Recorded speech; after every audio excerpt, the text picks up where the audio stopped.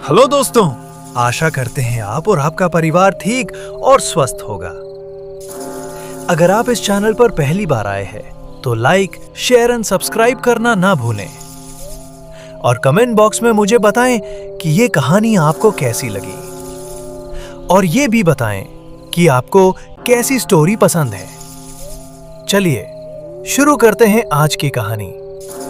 कहानी का नाम वापसी। उस हवेली में फिर कोई आया है।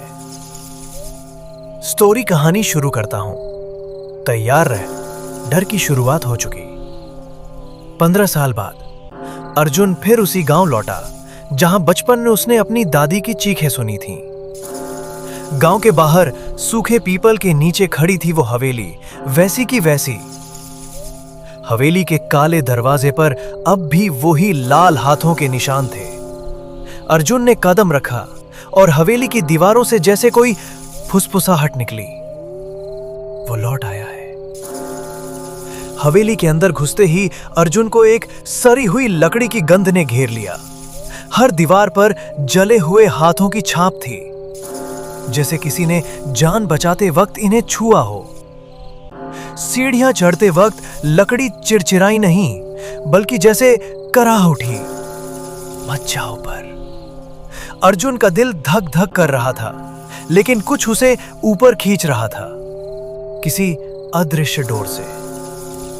ऊपर वाले कमरे का दरवाजा बंद था, मगर अंदर से धीमी सी लोरी सुनाई दे रही थी।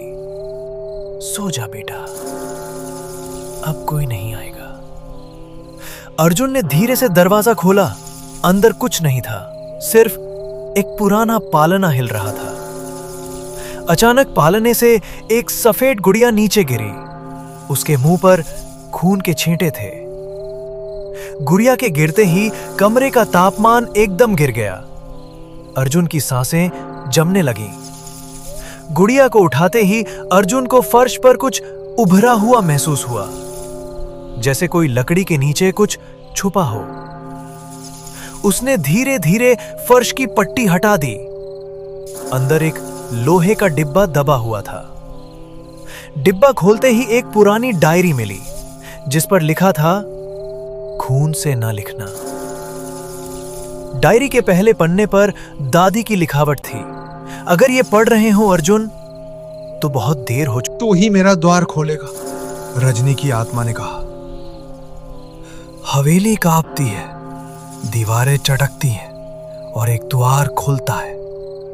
जैसे ही तहखाने की दीवार में दरार आई, जमीन कांपने लगी और एक पुरानी शिला धीरे धीरे खुलने लगी।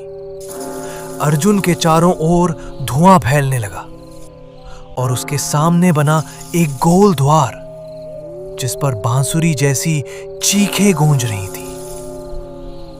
रजनी की आत्मा ने उसकी ओर इशारा किया। इस द्वार से निकलकर मैं पूरी हो जाऊंगी और तू अधूरा। अर्जुन के माथे पर खून उभर आया। रजनी की आत्मा उसके खून से द्वार पर कुछ लिख रही थी। लिखते ही द्वार कांपने लगा और अंदर से निकली एक डरावनी परछाई, जिसकी आंखें लाल अंगारों जैसी चमक रही थी। परछाई ने जैसे ही हवेली में कदम रखा, दीवारों पर लहू बहने लगा और हवेली की छत खुद ब खुद फटने लगी। अर्जुन जोर से चिल्लाया, मैं तुझे वापस भेजूंगा, चाहे जान चली जाए। रजनी ने कहा, तो ले फैसला, या तू मरेगा या ये गांव। हवेली चल रही है और अर्जुन के चेहरे पर जंग का इरादा साफ है।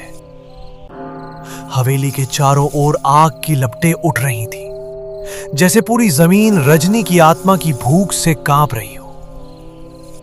अर्जुन ने संदूक से निकाली एक पुरानी तावीज। दादी ने बचपन में दी थी। कहा था, जब जीवन मौत से टकराए तब खोलना। तावीज खोलते ही एक तेज सफेद प्रकाश निकला, जिसने पूरी हवेली को चकाचौंध कर दिया और रजनी की आत्मा चीख उठी। रजनी चीखी। ये तावीज उसी बच्चे का है जिसे मैंने कभी पेट में मारा था। तू वही है अर्जुन, मेरा ही खून। अर्जुन की आंखों में आंसू थे। अगर मैं तेरा खून हूं तो मैं ही तुझे रोकूंगा, हमेशा के लिए। अर्जुन ने खुद को जलती हवेली के बीच खड़ा कर दिया, तावीज को अपने दिल से लगा लिया और मंत्र बोलने लगा। जैसे ही अंतिम मंत्र पूरा हुआ, पूरी हवेली एक सफेद ज्वाला में समा गई और हर चीज शांत हो गई। सुबह हुई। गांव वाले जब पहुंचे, वहां सिर्फ एक राख का ढेर था और उसके ऊपर अर्जुन की दादी की तावीज। गांव में फिर से रोशनी आई, लेकिन हवेली की उस जमीन पर आज भी